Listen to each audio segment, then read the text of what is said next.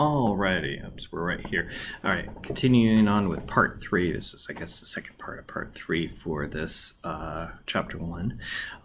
So we're talking about internet protocols. So we need to have ways of having the computers talk to each other, whether it's, a client to a server to a client, another server to another server, so on and so on. So we have what's called internet protocols. And by the way, sometimes the line between a client and a server is easily blurred. A lot of times small businesses will have a web server set up and it's their secretaries or administrative assistant is using that as their workstation. So it's a client and a server at that stage, which is kind of not appropriate because you really want to dedicate all of your resources for the server, but it happens more often than not. I get it, it happens.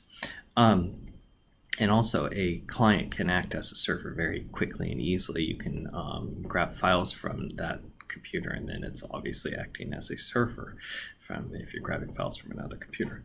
So it's not uncommon. So internet protocols. So we have protocol is just the rules that are used to basically communicate between two or more computers over a network. Simple. And there are a zillion different protocols out there.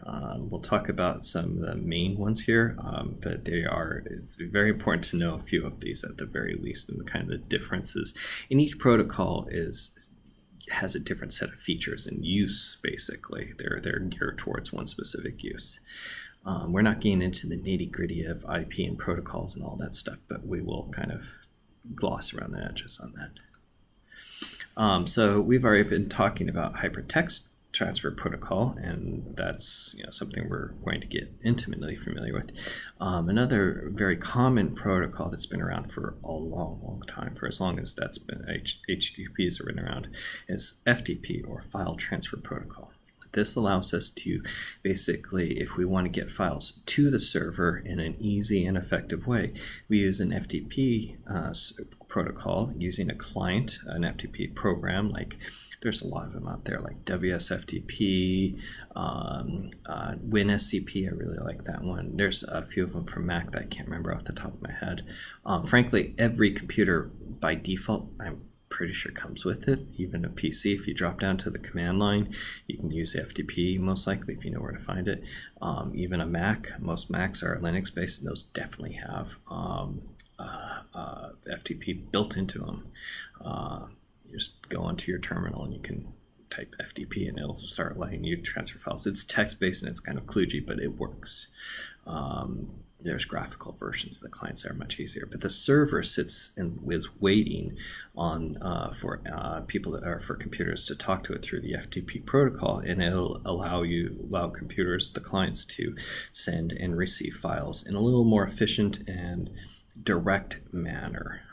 It's a lot more easy to get files up there than trying to do it through HTTP. HTTP is geared towards providing information to the client more than transferring files back and forth. You will use FTP in doing your own websites. You'll have to use some sort of client, and I'll give you information and instructions on how to do it. But just know that FTP is out there, and it's a good thing. That's a good thing. Email. So email has its own protocols. In fact, it generally comes into 3 flavors: the SMTP, Simple Mail Transfer Protocol, POP, and IMAP for receiving mail. So SMTP sends the mail, and POP and IMAP receive. And there's subtle but very important differences between POP and IMAP.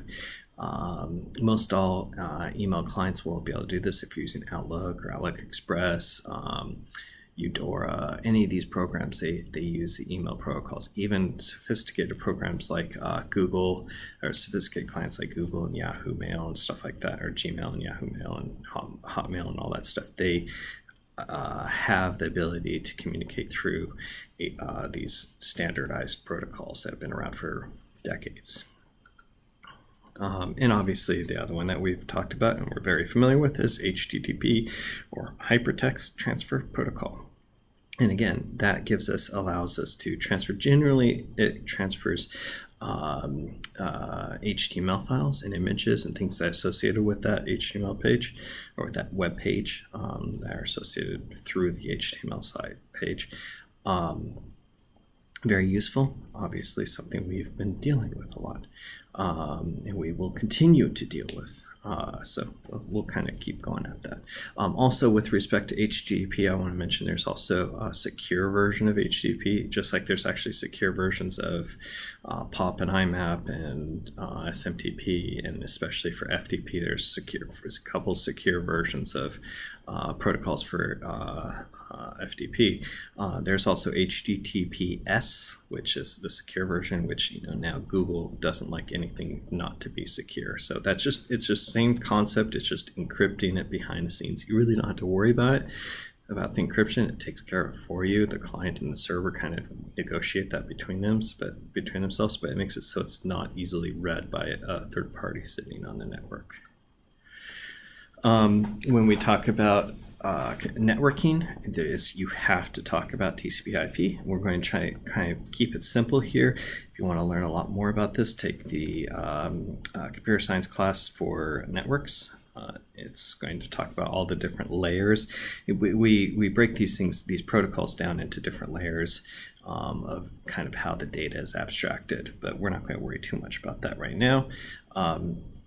TCP/IP is basically runs the internet. You couldn't have the internet without TCP/IP or something equivalent to it, and it is huge and big.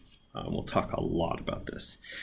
They're slightly kind of two sides of the same coin, TCP and IP. So you usually put them together, but they're actually different. TCP is the transmission control protocol. It dictates how information is organized between the computers. So it's put into these little packets, and each of these packets has a header information. That header is structured through this the standards set by this protocol, so that when the client sends it, it sends it in this format, and the server receives it in that format, and it knows what the format is, and it can interpret it, and back and forth and back and forth. The server sends it in the same format, and so on and so on. So a header it's more complicated in this, but a header has various parts. It's the source location or source IP number, and the destination IP number, and the what the actual data is going to look like, and things like that, and then it gets sent out and received and interpreted. IP. So don't confuse IP, their internet protocol, with the IP number. These are two somewhat distinct, different things. But basically, IP controls how computers actually formally communicate, how the packets get routed from one place to the other.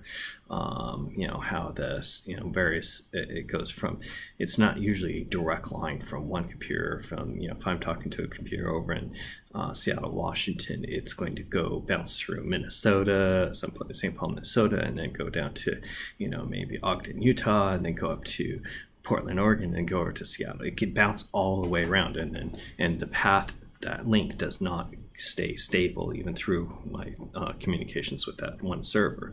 So IP dictates how it's routed and gets forwarded to from one to another, and then finally reaches its destination. It's a very complicated and very interesting topic, but we're not going to get too much into it. IP address. Now that's a very interesting and worthwhile thing to consider.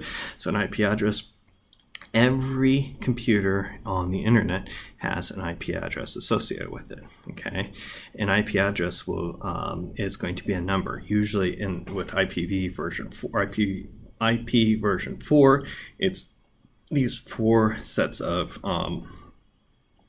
numbers from 0 to 255. So this is 74.125.225.78.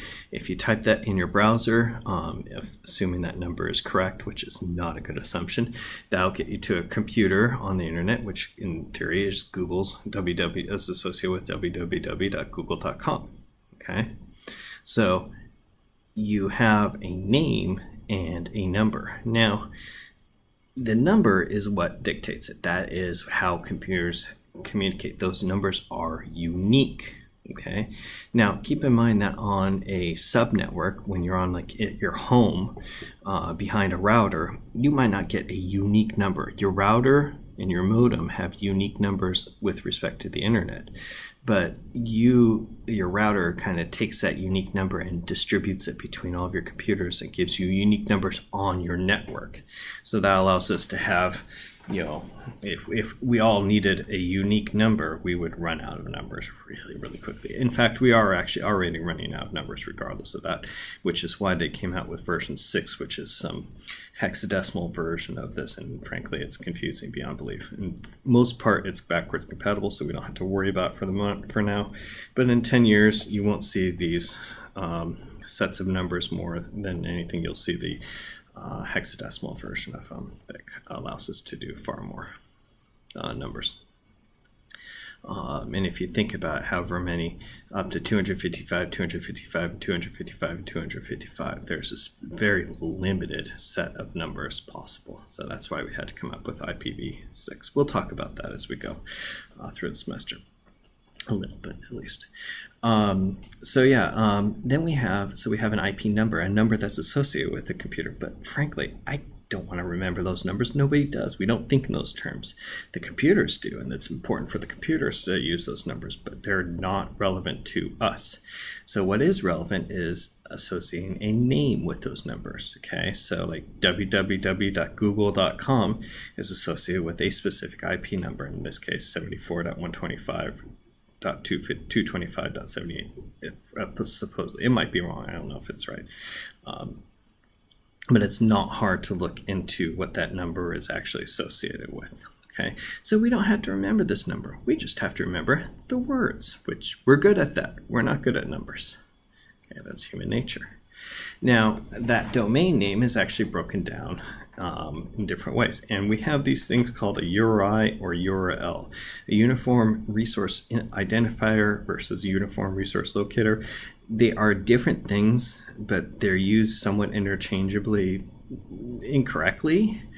I'm not going to harsh you if you mess it up. A resource is the identifier is the URI. The URL is something that we're more useful. It's a specific type of URL, which is basically a web page. So a URI can be something other than a web page. We don't have to worry about that. Like FTP protocol can give you, that's going to be a URI or a email protocol or something like that. It's going to be formatted much the same as this, but it'll be a different protocol. But URLs are something we're very familiar with, and again, if you mess up URL to URI, I'm not going to harsh you. But it breaks down to this format here, basically. We have the protocol, okay? We have followed by a colon / / so we always designate this. You might not type this in, but it gets put in there for you. And sometimes it's even unseen, but it could also be HTTPS oftentimes. And then the actual computer name. Now, this is what's called the domain name right here in this webdevbasics.net or google.com or loyola.edu. Okay, these are domain names. Now, it combines the top level, we'll talk about this in the next slide, the top level versus the lower level name portion, but this is the actual server on this. So you buy this through something like GoDaddy or any of these other sites out there that allow you to buy a domain name, and you can put any number of computers here, and the typical one is www because that's what we're used to for the World Wide Web. But you can say, pictures or www2 or w3 or, frodobaggins.webdevbasics.net. It doesn't matter. This is up to you, okay? But typically speaking, most browsers assume that this is going to point then to the www. And a lot of times when you're setting up your domain names within these, on your DNS server, you will link this to here. So, And then we have the folder name and the file name. Okay, so the folder name can be a whole bunch of paths. It can be nothing at all. It can be just the root folder, but you specify what folder it is. And if you leave this out and it's just on the root, then the final file name is index.html. Now, if you leave both of these out, it's going to go for the default file name, which typically is going to be index.htm or index.html or index.something, because index is the default. Then you have the top level domain issue. Just moving things around here.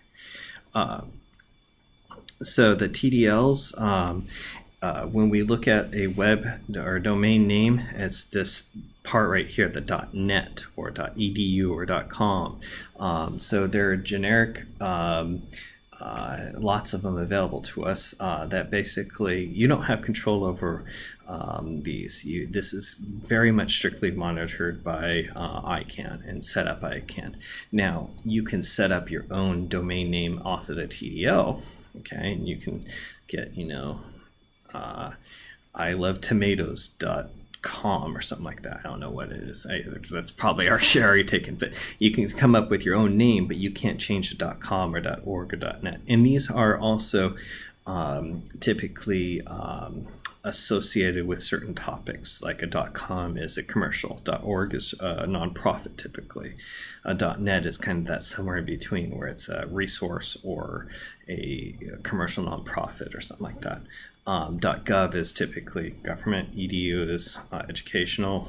There's a lot of other ones, and frankly there's been a lot more that have just been put out by ICANN. So there's a ton of these top level domains they're making available.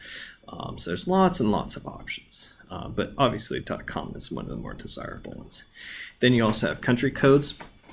So country codes allow you to put the 2-character code for the country, and it's kind of unfair because we get United States gets all the .coms, and if you're in UK, you have to do .com.uk or something like that, and it's kind of a little unfair to them, a little patronizing to them, but that's the way it's set up. If you go to Amazon.com, you go to the United States version of it. If you go to Amazon.com.uk or even just Amazon.uk, I believe would work, it will bring you to their version of it. And again, it's a little bit unfair and unbalanced, but that is it. Then in order to control this, you have to have a DNS server, typically a domain name system server, and you can actually set up your own. It's pretty easy to do, but generally speaking, you leave that for whoever's hosting their domain name. But that domain name server has to tell the internet, other domain name servers, what your IP numbers associated with the different parts of that domain and all the actual computers on that domain. So it's a little bit confusing. The one thing to know about DNS is that if you set up a server, or you set up a domain name, it's not instant. Like, it takes a couple hours sometimes to propagate from domain name server to domain name server. So if you change the IP number of a server on a domain name, it doesn't go instantly. It's one of those common misconceptions because it has to propagate through the whole entire domain name system from computer to computer, computer to computer all across the world. And it's not fast. So we don't generally change the IP numbers of large servers as well. We change them as infrequently as possible. It's a pretty fluid transition, but it can be, you can have a little bit of a hiccup here and there. Then we have markup languages. We're not going to talk much about SGML. It's an old version for doing stuff. HTML is what we're definitely going to be talking about, but that's a language. It's a scripting markup language, if you will. XML is kind of it's what it's kind of HTML is a subset of XML, and for all intents and purposes. HTML5 put HTML within XML, and XML is used for various other things as well. It can actually be used to connect to have files for software to store information and store settings and things like that. It's very commonly used by a lot of other systems. And it's very easy to use and very proprietary in HTML. It flows right easily into HTML. We're not going to worry too much about XML and all that stuff. We just have to worry about the first line, that doc type and all that stuff. That's it as far as XML for this class. But you can do some really cool stuff with XML. XHTML, it's an older version, kind of when HTML4 was there. It didn't really have an XML version or XML compatibility. It kind of bridged the gap, but now HTML5 kind of covers all of it. Covers HTML4, what's there in HTML4, and XML and everything, and does a lot more, and this is a very good thing. I think we're up to HTML 5.1, but there's subtle differences between the two.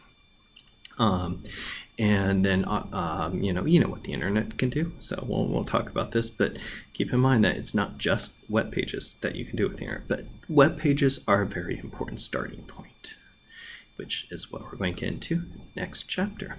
All right, I will see you in chapter 2.